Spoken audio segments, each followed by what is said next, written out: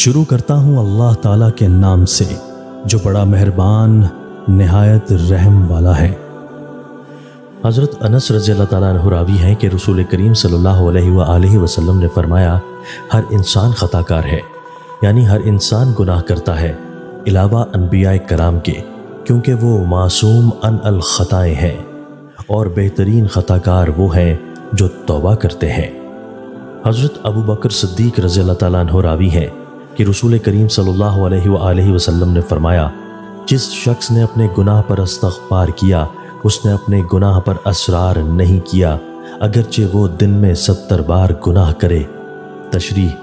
گناہ پر اصرار کا مطلب یہ ہے کہ گناہ پر دوام کرنا، یعنی بار بار اس گناہ کو کرنا۔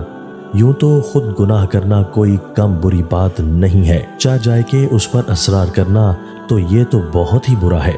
کیونکہ صغیر گناہ پر اصرار کبیرہ گناہ کے ارتکاب پر پہنچا دیتا ہے، اور کبیرہ گناہ پر اصرار کفر کی حد تک لے جاتا ہے۔